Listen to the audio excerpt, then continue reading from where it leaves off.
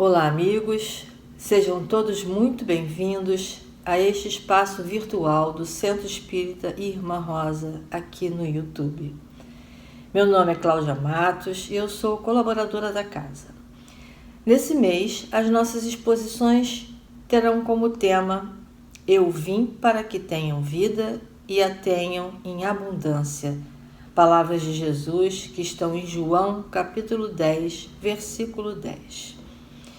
A expositora de hoje é a Miriam Nascimento, também colaboradora da casa, que falará sobre o tema Justiça e Progresso.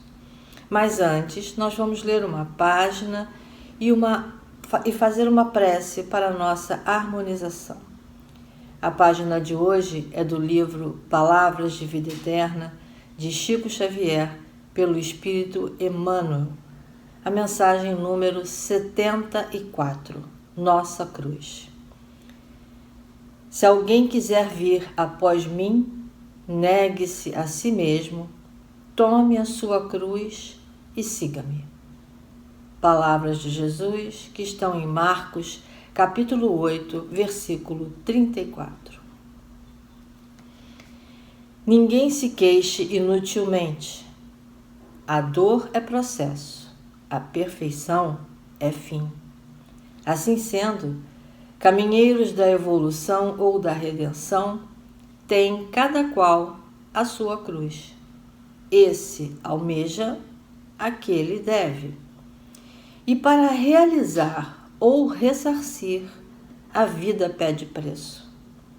Ninguém conquista algo sem se esforçar-se de algum modo. E ninguém resgata esse ou aquele débito sem sofrimento.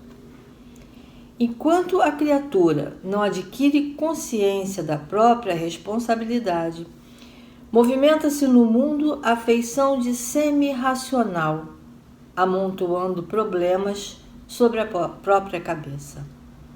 Entretanto, acordando para a necessidade da paz consigo mesma, descobre de imediato a cruz que lhe cabe ao próprio burilamento. Encarnados e desencarnados, jungidos à terra, vinculam-se todos ao mesmo impositivo de progresso e resgate. No ciclo carnal, a cruz é a dificuldade orgânica, o degrau social, o parente infeliz.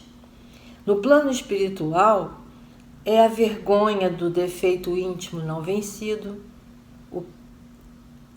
a culpa, a expiação da culpa, o débito não pago.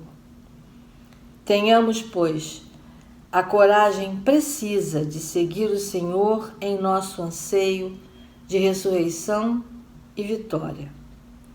Para isso, porém, não nos esqueçamos de que será preciso olvidar o egoísmo enquistante e tomar a nossa cruz. Agora vamos orar. Nos concentrando, elevando nossos pensamentos em gratidão a Deus, nosso Pai, pela vida, a Jesus, nosso irmão maior, por seu evangelho de luz, a Mãe Maria por seu colo protetor, a espiritualidade amiga e abnegada do Seir por estar sempre disposta a nos ajudar, rogando a Deus que tenhamos uma tarde de paz e que os ensinamentos do Mestre Jesus possam tocar nossos corações e mentes, regendo nossos pensamentos e atitudes. Pedimos ainda que nossa irmã Miriam, que fará uso da palavra, seja sempre iluminada e abençoada. Estejamos com Jesus, agora e sempre, graças a Deus. Vamos ouvir agora Miriam Nascimento. Olá, amigos e amigas. Muito bom tê-los aqui novamente conosco, nesse encontro, nesse espaço de convivência virtual, que possamos hoje acolher mais um tema, mais uma reflexão, porque esse mês estamos falando sobre vida em abundância, essa vida que Jesus nos apresenta, e hoje vamos falar da justiça do progresso, né? É um convite para que possamos aí refletir sobre questões não só que estão no âmbito teórico, mas também na nossa vida, né, do cotidiano, nas questões práticas do espírito aqui encarnado. Bom, eu já começo trazendo aqui para vocês, compartilhando com vocês, um relato que eu busquei, né, pesquisando aí sobre questões do dia a dia, trazido na BBC News, que tem um título assim: O mundo está ficando pior? A análise de dados mostra os obstáculos no caminho do desenvolvimento social mais amplo. Ora, todos nós acordamos, dormimos e acordamos nos perguntando, né? Muitas vezes, por que o mundo nos parece tão injusto? Porque parece que nada progride, porque parece que estamos, de alguma forma, regredindo. Essa sensação, essa percepção que nós temos está aqui registrado nessa pesquisa, nesse levantamento, né? E é uma pesquisa que foi feita em todo o planeta, então, assim, tem várias regiões sendo contempladas. E a gente vai falar aqui bem rapidamente, né? Porque essa pesquisa aconteceu antes da pandemia, e ela já trazia aqui, porque justamente essa sensação, diante de várias manchetes, né, de notícias, a gente sempre vê nos últimos anos, essa percepção de que o mundo está se tornando um lugar mais intolerante, mais hostil. Então, eles fizeram, né, existe ali uma edição do Índice de Progressão Social, o SPI, que vai justamente, um estudo, né, que é publicado por uma ONG americana, falando, né, dessa questão, dessa percepção em todo o planeta. E aí ele diz assim, que a conclusão é dura, que embora tenham ocorrido melhoras individuais, muitos países experimentaram uma piora dos direitos individuais de seus cidadãos. E aí ele vem falando, explicando como é que acontece a pesquisa, né? E cita um item muito interessante que nós vamos falar hoje aqui, que é a questão dos altos e baixos, né? Porque ele vem narrando aqui mais ou menos uma experiência de 3 anos, né? Essa pesquisa foi feita em 2017, então, assim, de 2014 a 2017, foi registrada uma piora em relação aos direitos pessoais em 46 países. E um declínio que foi muito rápido e amplo em 14 desses países. E aí ele vai falando assim, Tailândia, Turquia, enfim, Hungria, né, países bem diversos. E aí ele começa, então, a fazer análise de vários indicadores. Um desses indicadores, esses vão se dividir em 3 áreas, né, que é as necessidades humanas básicas, os fundamentos do bem-estar e oportunidades. E, claro, o Brasil também está dentro dessa pesquisa, né? E para a gente aqui sair, o pior indicador brasileiro foi de segurança pessoal, na área das necessidades básicas. E ele, então, vai trazendo aqui uma série de questões, né? Elencando aqui uma série de questões de pior em alguns países e a observação em relação à questão da violência, né? Como também alguns que apenas 18 países mantiveram ali um sinal de melhora nessas áreas, né? E fala que no caso da tolerância e inclusão, o relatório também conclui que o panorama geral está piorando, especialmente em vários países europeus, né? Então, ele vai dizendo ali que começam esses países a mostrar lá sinais de tendência baixando em relação a isso, né? E que a sensação que as pessoas manifestam, né, que elas estão experimentando, é como se fosse ali uma volatilidade extrema, com intolerância contra imigrantes, homossexuais e grupos religiosos. Então, ele cita ali, enfim, vai dizendo os índices, né, vai trabalhando ali vários países, E aí diz que alguns desses dados são muito preocupantes, né? Porque eles mostram que estamos andando para trás. Esse é o que eles usam, né? A sensação de que você está andando para trás. E é isso que está ocorrendo em países inesperados também. Por que ele cita isso? Porque ele, por exemplo, ele cita um país que é muito desenvolvido, muito conhecido, muito famoso, né? Que é um exemplo marcante, onde o progresso parece estar estacionado.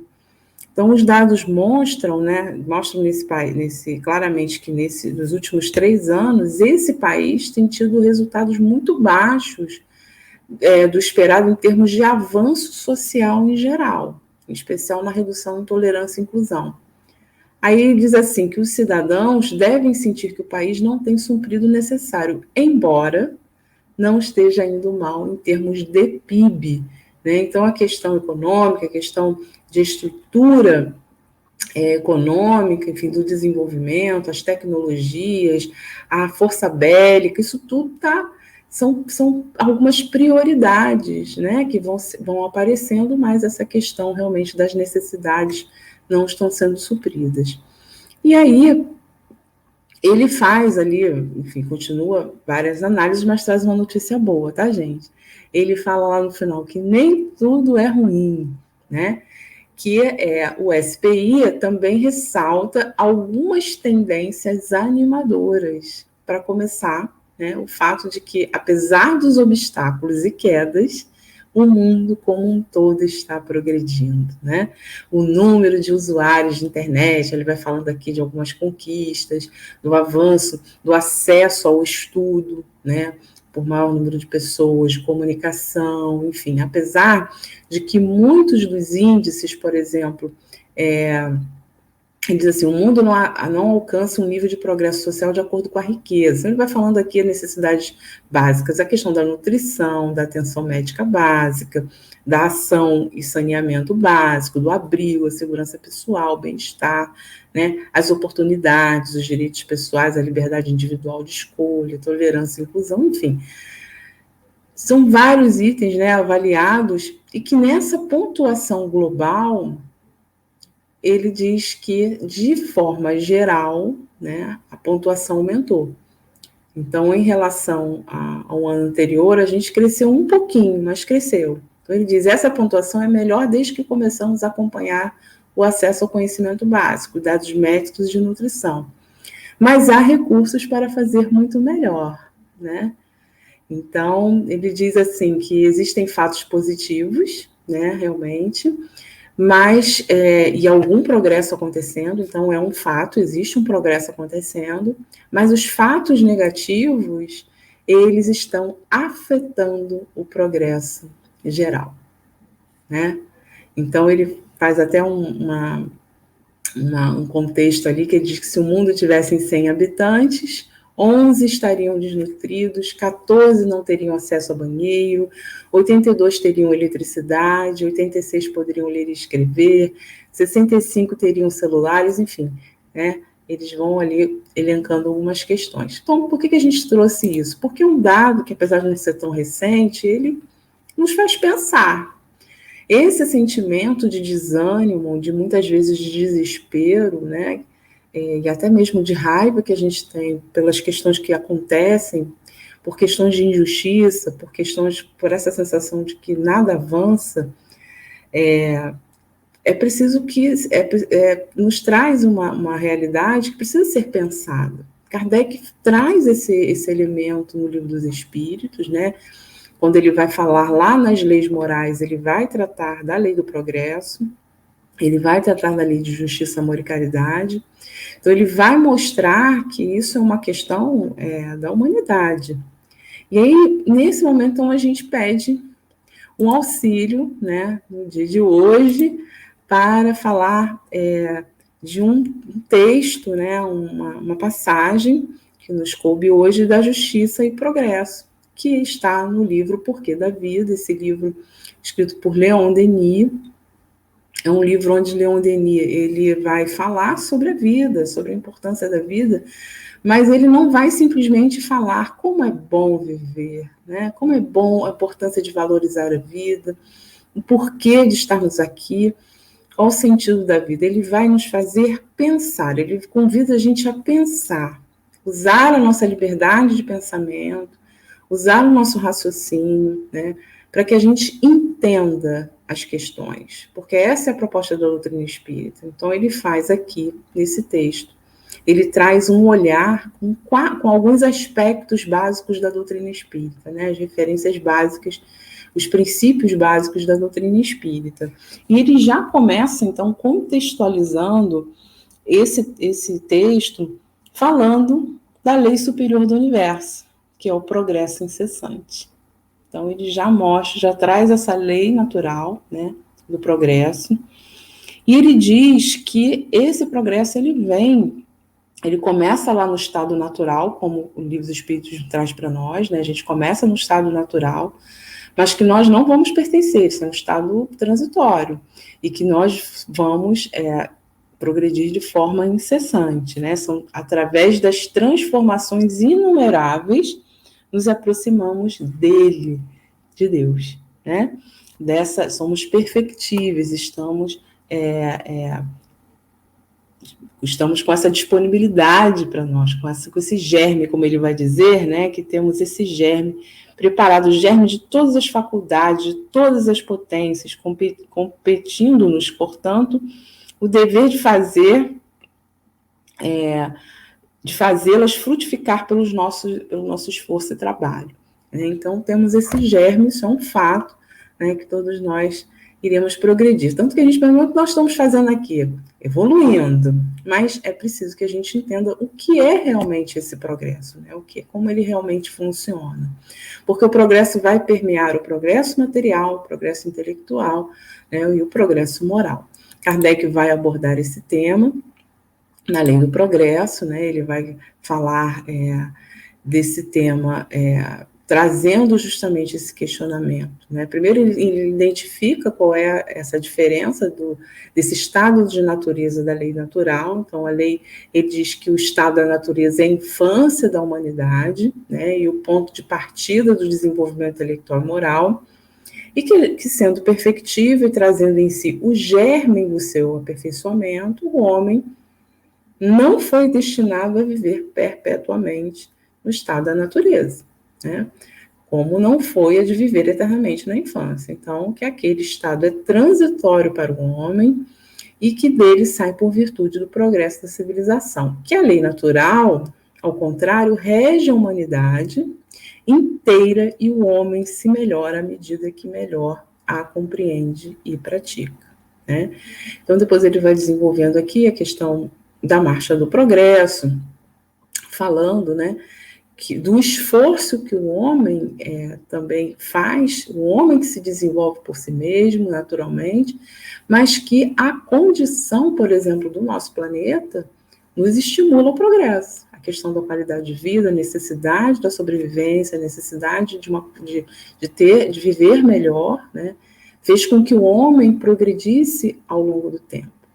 E aí a gente aproveita, então, para trazer uma outra fala de Leon Denis, porque Leon Denis vai falar aqui de uma das ferramentas que fazem parte, que é a característica desse mundo de provas e expiações, né, que é a dor. Ele vai falar para nós da questão da pluralidade das existências, da reencarnação como um elemento de justiça divina, né? Depois ele vai trazer um elemento que é o esquecimento do passado, né? O esquecimento do passado como uma forma também de ferramenta para nos auxiliar a não ficarmos presos no passado e seguirmos em frente. E ele depois finaliza, né, trazendo ali a questão da prova da riqueza e da pobreza. Mas antes, nós vamos aproveitar que estamos na companhia de Leon Denis e vamos para um outro livro dele, em que ele vai falar um pouco mais profundamente sobre o progresso. É o livro O Progresso. É baseado em um discurso que ele fez, que acabou sendo compilado para um livro, né? E é muito interessante esse livro, porque ele vai falar do progresso da imortalidade, progresso social, progresso político, enfim, vários aspectos. Mas ele conceitua o progresso de uma forma muito bacana, porque ele é bem objetivo, bem direto, assim, e bem motivador também. porque ele vai dizer que o progresso é a aspiração pelo melhor, pelo belo, pelo bem. É a prova da existência em nós de um princípio superior, de alguma coisa grandiosa, quase divina, que nos encaminha para destinos mais altos, que nos lança sempre para frente nos domínios do pensamento e da consciência. É essa força íntima e maravilhosa que distingue o homem do animal, o sagrado rei do mundo, dominador da matéria. Então, como toda essa força íntima, todo esse poder que nós temos, essa coisa grandiosa, como ele fala, né? Como isso pode simplesmente não existir, dar essa sensação de que o mundo que não tem progresso, né? Que a gente está regredindo, que os valores estão sendo desconsiderados, né? Que há uma inversão de valores, que não se fazem mais as coisas como antigamente, que nós temos essa sensação total, né, de desespero, de coisas sem saída. E aí, Leon Denis, então, convida o que? A gente a pensar, né? Vamos pensar, não vamos só simplesmente achar que a vida é maravilhosa, que Deus é amor e que a gente precisa realmente entender o que é Deus, né? Qual é a proposta de Deus para a nossa vida? Qual é a necessidade dessa encarnação? E aí ele vem mostrando que o pensamento, né, de que muitas pessoas vão achar que a lei do progresso é uma lei fatal, no sentido inevitável, mas no sentido de uma lei cega, né, como se ela acontecesse de forma automática, sem que a gente não precisasse fazer nenhum esforço. Então, é claro que a matéria, a própria natureza, ela foi evoluindo, mas a qual custo, né?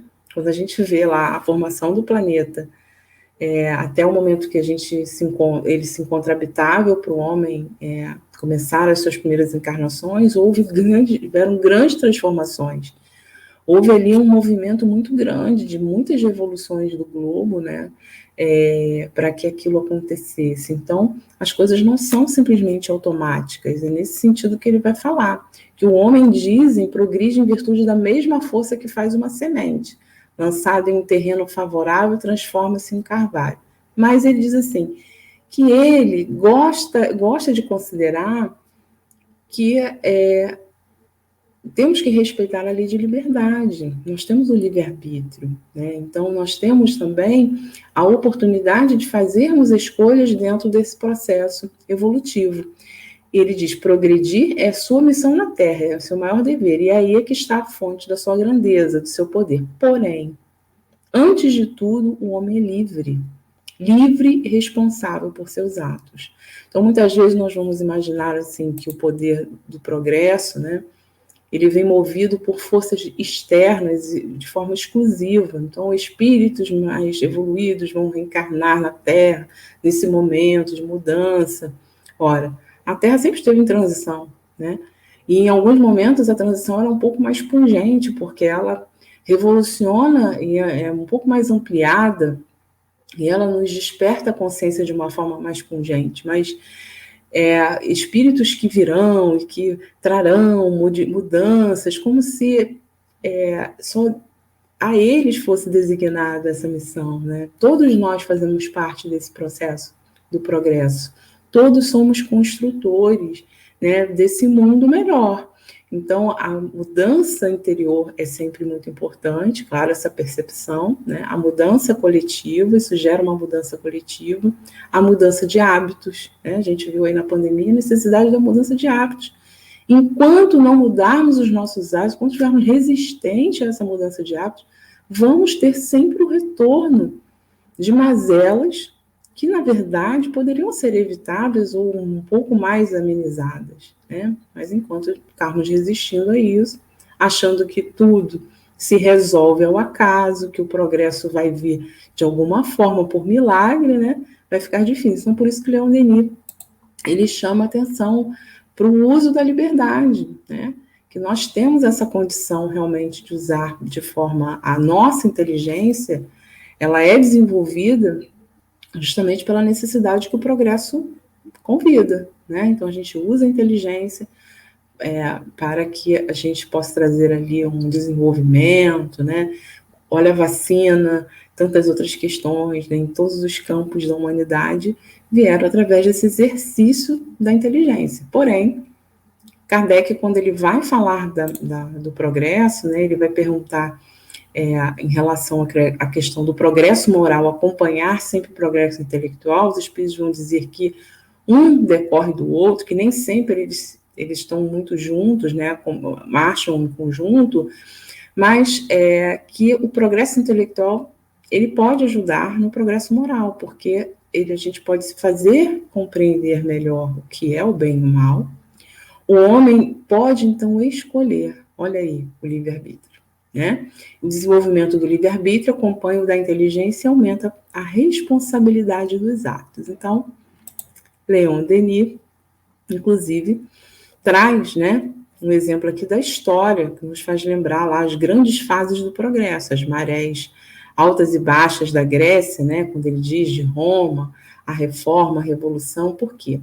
Porque vai chegar um momento em que, lembra que ele, na pesquisa ele fala dos altos e baixos?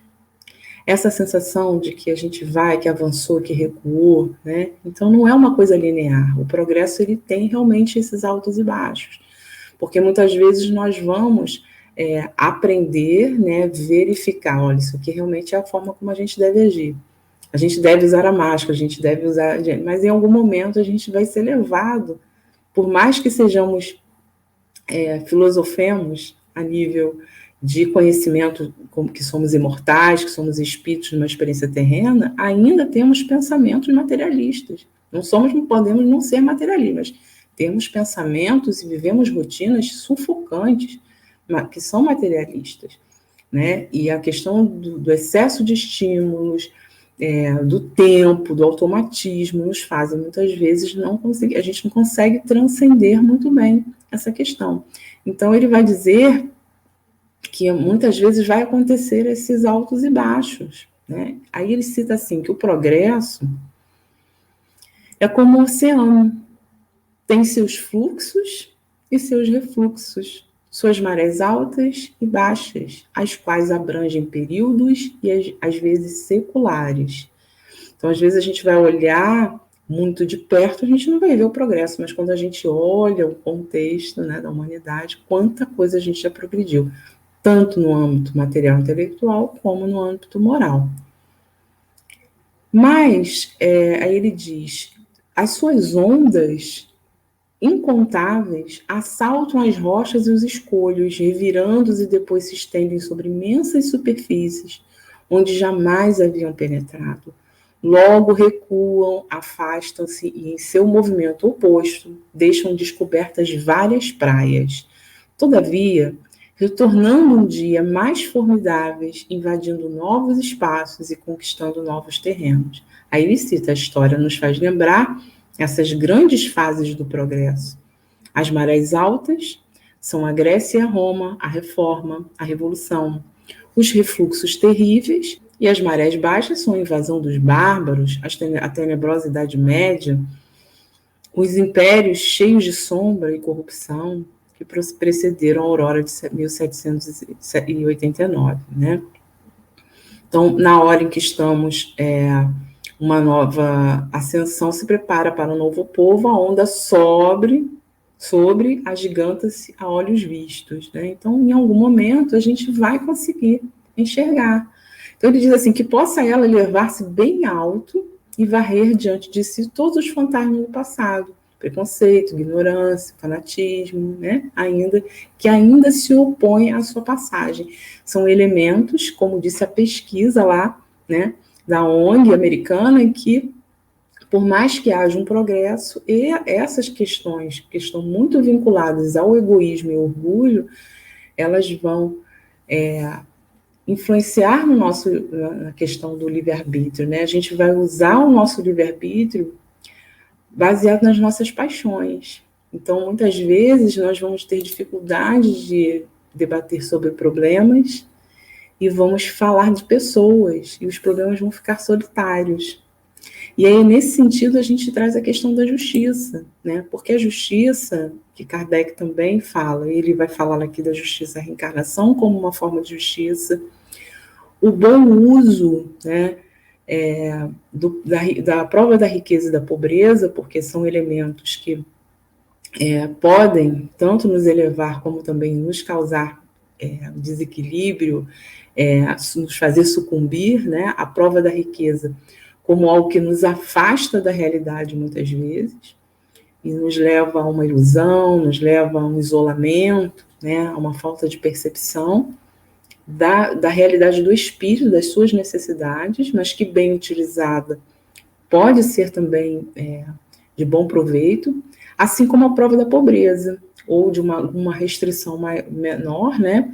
Mas algum tipo de restrição que vai estar sempre ali nos mostrando, nos cutucando, nos movimentando, nos fazendo levantar da cama, né? Buscando os nossos objetivos, mas que também, se nós não compreendermos a sua função dentro do nosso como aprendizado, vai trazer o desespero, vai trazer a revolta, né? Uma família que tem tudo, de repente perde tudo, né? Leva muitas vezes até a desistência de tudo, da vida, né? Ao pânico geral. Então, é a necessidade da gente entender que essa dor é uma ferramenta, como o Leon Denis vai falar aqui, né?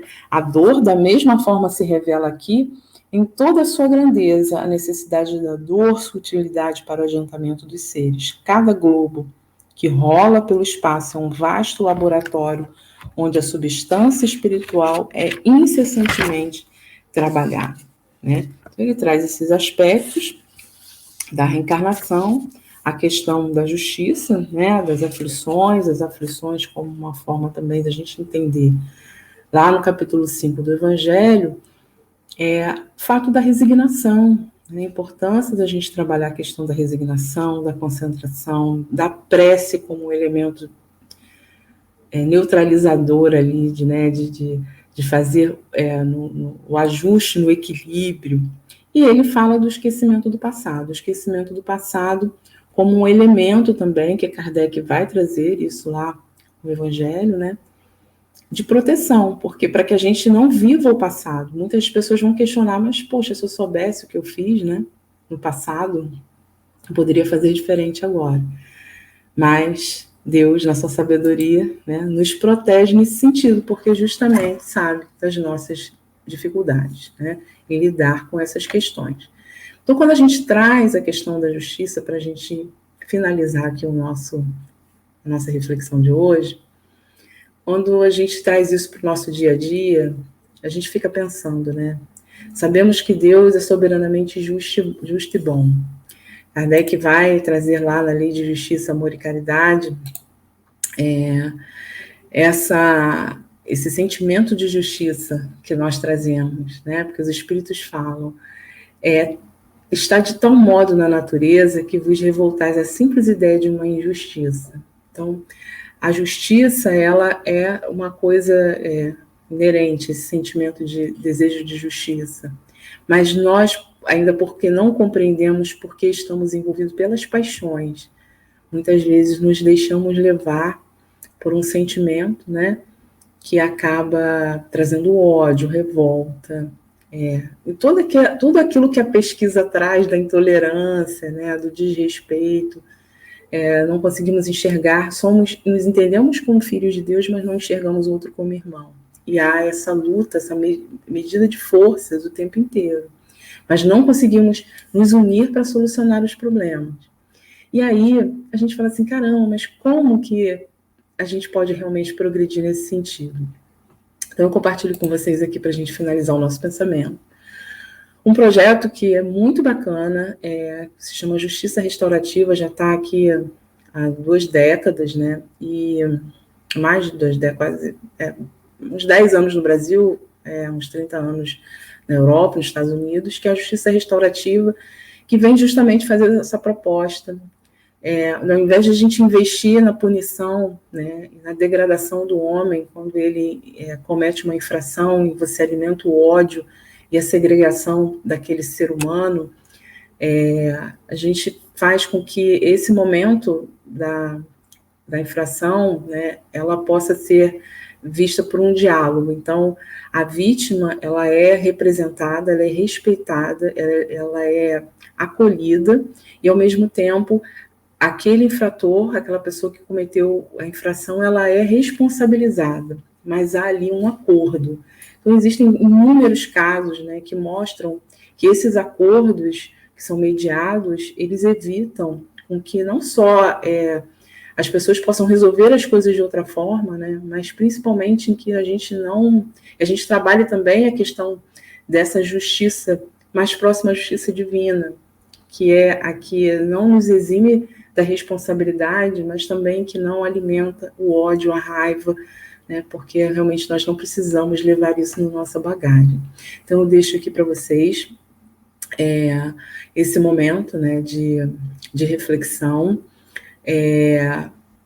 com um vídeo que explica um pouquinho sobre a justiça restaurativa para mostrar que a justiça e o progresso realmente são incessantes e que nós estamos chegando lá.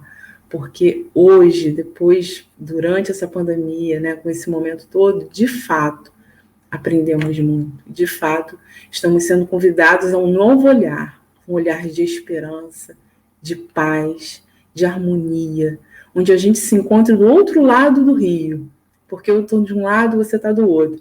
Mas do outro lado, em algum momento, em algum ponto, a gente se encontra e a gente vai encontrar formas de dialogar, formas de solucionar problemas, para que possamos acordar felizes, alegres, dispostos, né, para seguir as nossas vidas sem as angústias que são desnecessárias.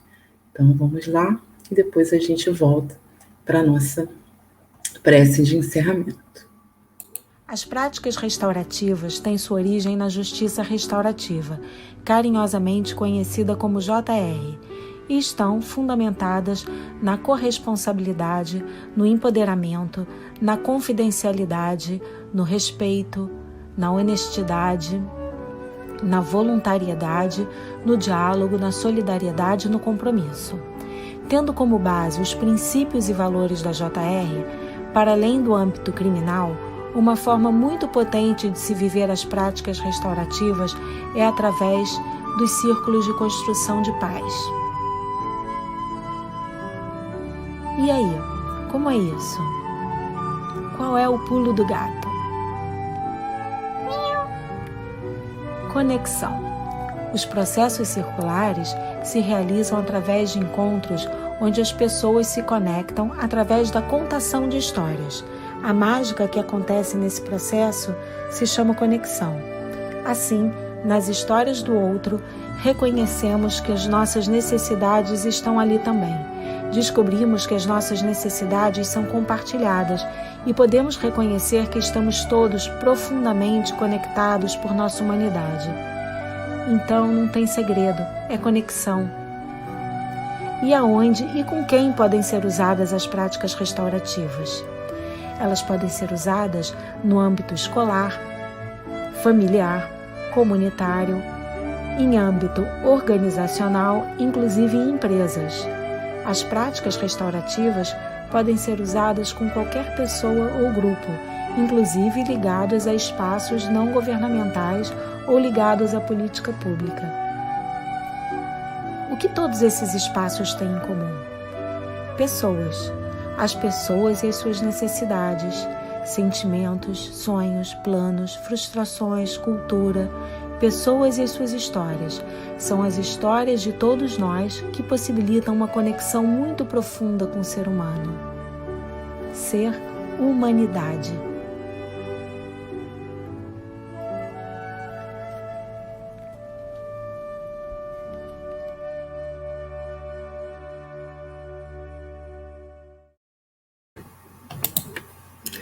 Jesus viveu os seus ensinamentos em uma época de muitas injustiças, de um povo muito sofrido, muito revoltado, né? Sofrido por muitas dores, muitas injustiças mesmo da época. E ele se viu ali mediante a grandes testes, né? Em relação a questões da sociedade, a leis daquela época e sempre mostrou que o amor é a principal força, né, para que a gente pudesse superar essas diferenças. Então, ele, quando ele diz vim para que tenhais vida e a vida em abundante, ele veio nos mostrar, como portador dessa mensagem da vida espiritual, né, que a gente pode encontrar essa mensagem dentro da nossa vida cotidiana, que essa vida espiritualizada que Jesus se referia, ela corresponde a toda atividade da alma, que experimenta fidelidade ao bem, à alegria, ao trabalho digno e à esperança. Então vamos orar, meus irmãos, agradecendo a Deus nosso Pai, com a sua infinita bondade e justiça, nos dá a oportunidade para cada ser da reencarnação, das oportunidades de reparação, de aprendizado constantes.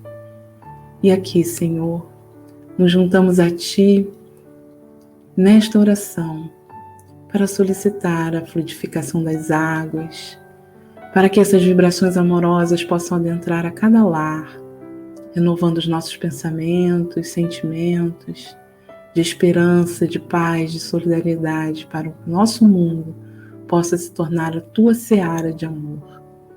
Muito obrigada, Senhor, muita paz, que assim seja.